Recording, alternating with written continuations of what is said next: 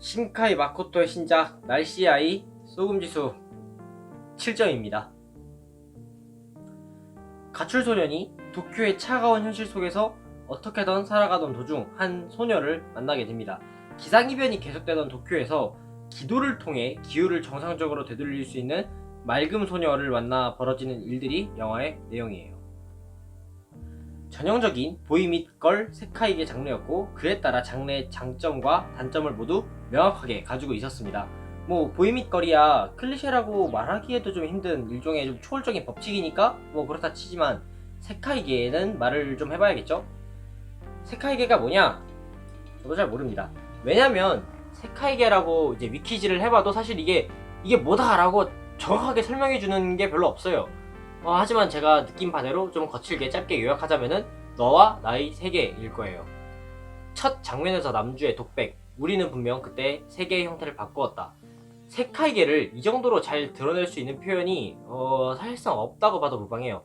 너와 나, 주인공과 히로인이 만나고 그 만남이 이어져가지고 그 관계, 이제 보통은 사랑이 되는데 그 사랑에 세계의 운명을 거는 그런 거죠. 장점부터 말하고 볼까요? 진득합니다. 그 넓은 세계에서 오로지 너와 나 사이의 관계에만 집중함으로써 뽑아낼 수 있는 그 압도적인 감성, 특히나 그냥 두 사람 사이의 관계에만 집중하는 게 아니죠. 두 사람 사이의 관계는 필연적으로 세계 전체와 연결되고 그리고 대비됩니다. 국가, 지구, 더 나아가 우주, 이런 공간적인 배경을 이야기하는 게 아니에요. 물론 공간적인 배경도 있지만 그보다 더 넓은 의미의 세계, 인류가 쌓아 올린 모든 것, 예를 들면은 도덕관념이나 사회문화, 문명, 이런 거에 대비되죠. 포스터가 아마 CGV 특전일 거예요. CGV 특전 포스터가 넓은 풍경에 대비되는 작은 주인공, 이것도 그런 이유입니다. 가장 큰 세계에 대비되는 가장 작은 조그마한 인간관계, 너와 나라는 인간관계가 독자나 관객들에게 되게 미치도록 거대하게 다가오거든요. 그때 주는 그 감동, 정말 대단해요. 예시로 들자면 이제 청대 1권 공기를 부정하던 사쿠타, 그리고 너의 이름은의 주인공, 결국 둘이 운명을 바꿔버렸죠. 이런 게 있겠네요. 단점 뻔하죠. 개연성입니다. 세카에게는 현실적이기가 힘들어요. 왜냐? 아까 말했죠. 세계에 대비되는 관계라고. 인류가 쌓아올린 규칙이나 상식을 초월하지만 그래서 규칙이나 상식이 필수적인 개연성에서 굉장히 취약합니다.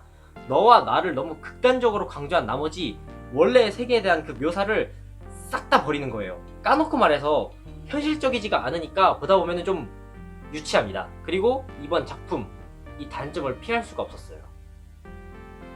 제가 이 작품을 리뷰를 위해 감상했던 1회차에서 느꼈던 건데, 꿈과 희망이 넘치는 사회 비판이에요.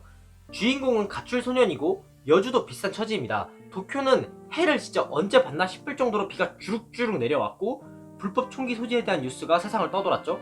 그런데 작품 분위기가 초중반부터 밝음을 유지하고 중반부부터 그 좀 짓눌리는 느낌이 계속 이어지는데, 그 답답함도 꿈과 희망이 가득한 조력으로 로망 가득하게 풀어버려요. 암울한 배경에 비해서 분위기나 등장인물들의 행동이 너무 가볍고 맑습니다. 비가 미친듯이 내려오는데 이쁘장한 여자애가, 이쁘장하고 귀여운 여자애가 딱 손에 딱 모으고 기도를 하면은 날씨가 맑아져요. 이게 인터넷에 중계가 됐어요. 이거 어떻게 될 것 같아요? 기상청이라든지 과학자의 반응을 다 제끼고 그냥 인터넷 반응 하나만 상상해봐도 솔직히 저는 신상털이 외에 결말이 상상도 안 가거든요. 그 전에 남주가 가출해서 도시까지 왔어요. 근데 먹고 자고 핸드폰까지 주고 경찰에 신고도 안 하고 오히려 경찰한테 숨겨주는 이런 어른이 있나? 애초에 그런 거 다 떠나가지고 그 풍경 사진 하나 보려고 그 가출을 했다고? 가정사가 대체 어떻길래 그냥 보고 싶다고 가면 되는데 왜 가출을 하는 거지? 분위기를 만드는 사건이 죄다 꿈과 희망 혹은 자기적으로 가득 차 있기 때문에 이런 부분은 너무나도 눈에 거슬립니다.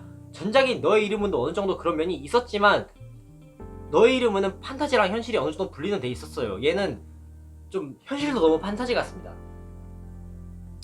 하지만 딱 3가지 이유 때문에 저는 이 작품에 7점을 줬어요. 티켓값을 넘어서 재미있으니까 준 6점에 그걸 넘어서 또 다른 의미 있는 무언가를 얻을 수 있어서 7점을 주게 되었습니다. 장담컨대 이 작품 OST 없었으면 진짜 망했습니다.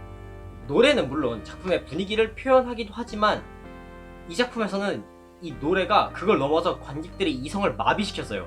이 작품의 OST는 그냥 그 장면, 그 순간에 그 노래가 터져 나왔다는 거 하나만으로도 티켓값은 하고도 넘쳤습니다. 특히 그랜드 이스케이프 영화가 노래에 맞춘 수준이더라고요. 정말 그거 나올 땐 진짜 와, 1회차 리뷰를 위해 봤을 때도 그것만큼은 넋을 잃고 봤습니다. 폐건물의 낡은 난관과 이끼들을 비추는 맑은 주황빛 햇살, 비가 오는 유리도시의 창문을 반짝반짝이게 하는 한 줄기의 햇빛, 저 멀리 어두컴컴한 바다 너머로 보이는 노을. 그냥 보는 순간 말을 잃을 수밖에 없어요. 뭐 개연성이고 뭐가 필요가 있어요. 그냥 장면이 예쁜데. OST가 관객을 취하게 하는 가장 중요한 역할이라면 작화는 그거를 베이스를 깔아주는 일종의 안주라고도 볼 수 있겠네요. 정말 유치하고 시대에 뒤떨어진 것 같은 전개이지만 그래서 로망을 자극하는 그 전개가 결국 우리의 이성이 마비되었을 때 나오기 시작합니다. OST와 작화의 힘을 빌어서 가장 정석적인 세카이계의 감정선을 담아 작품은 귀엽고 하이라이트해서 감동을 불러일으키죠. 거슬리는 그 개연성과 현실감 이런 거를 다 대체할 수 있는 짜릿한 감성, 작품의 존재 이유, 세카이계의 존재 이유라고 볼 수 있겠네요. 총평을 매겨보자면은 세카이계의 장점과 단점을 모두 담은 표본, 그리고 그 단점을 가려주는 OST와 작화.